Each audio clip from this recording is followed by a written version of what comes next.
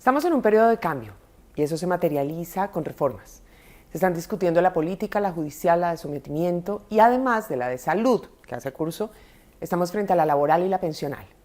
Estas tres últimas tienen un objetivo común, que los esfuerzos del Estado se concentran en la población con menos recursos, que en Colombia es la mayoría. Y aunque eso suena obvio, es lo que debería hacer cualquier país, aquí el Estado subsidia, por ejemplo, las pensiones más altas vía regímenes especiales, mientras solo el 1% de los adultos mayores más pobres tiene una pensión que le permita sobrevivir. Ese es el fundamento del sistema de pilares que soporta la propuesta pensional del gobierno. El primer pilar, el solidario, es para aquellos que no pudieron cotizar nunca. Y entonces el Estado les daría 223.000 pesos mensuales, que eso es menos de lo que había propuesto Petro en campaña, pero es que la realidad fiscal del país, por ahora, no da para más. Y de cualquier forma es muchísimo más de lo que tienen hoy. El segundo pilar, el semicontributivo, es para esas personas que cotizaron, pero que no alcanzaron a hacerlo en el número de semanas mínimo que les permita acceder a una pensión. A ellos el Estado los subsidiará para que tengan una renta mensual vitalicia y esa será variable dependiendo de lo que hayan podido cotizar. El tercer pilar es el contributivo, para los afortunados que pueden cotizar mensualmente y quienes se ganen hasta 3 salarios mínimos van a tener que cotizar en Colpensiones. Y los súper afortunados que se ganen más de eso tendrán que cotizar 3 salarios mínimos en Colpensiones y el resto lo pueden hacer en un fondo privado. Eso va a permitir que cerca del 85% de los colombianos que ganan menos de 3 salarios mínimos, cerca de 3 millones de pesos, tengan que cotizar en Colpensiones, que es el sistema solidario.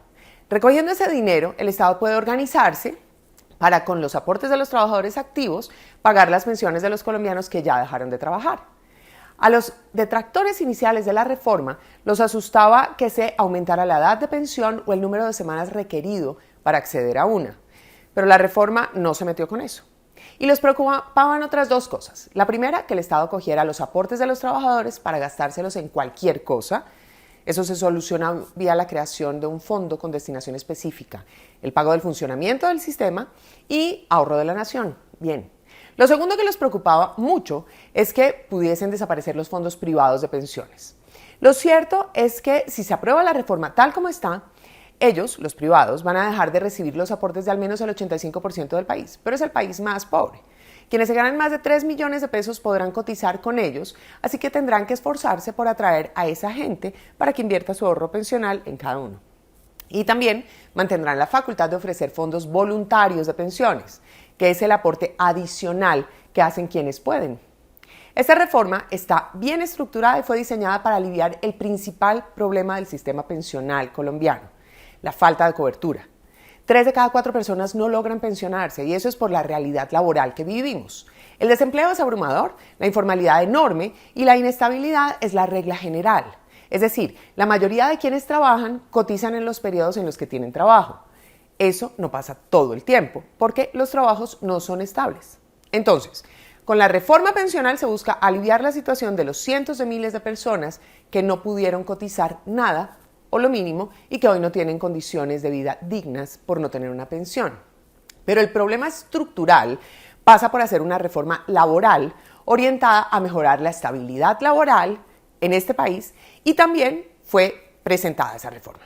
Esta segunda reforma, en términos generales, busca reversar la que hizo el gobierno Uribe, según la cual, al eliminar el pago de dominicales, reducir el pago de horas nocturnas y promover la prestación de servicios, altamente inestable, se iba a aumentar el empleo en el país. Pero eso no sucedió. Efectivamente, los empleadores ahorraron un montón de plata, pero eso no significó que contrataran más gente. Y eso pasa porque ninguna empresa contrata más trabajadores de los que necesita para funcionar. Es lógica mínima. Y funciona igual al revés. Ninguna empresa va a despedir a los trabajadores que necesita para poder producir. Así tenga que ofrecer condiciones dignas de trabajo, aunque sí les salga más caro. Eso es lógico, puro sentido común, pero además está demostrado con la experiencia de otros países. Y aún así, nos están amenazando con que las empresas van a echar gente si les toca pagar prestaciones, hacer contratos a mínimo 1 año y garantizar horas justas de trabajo. Eso es contravidente, pura posverdad. Además, la reforma laboral contempla la estandarización del jornal agropecuario, una reducción en el número de semanas para las mujeres que tengan hasta 3 hijos, incrementar la licencia de paternidad y proteger el empleo de las embarazadas y lactantes. Este par de reformas entraron a discusión en el Congreso, así que todavía falta ver qué sale de ahí. Pero son un muy buen punto de partida para dar la discusión filosófica de a quiénes debe proteger la sociedad, porque ya es hora de cambiar esa balanza. Café Picante.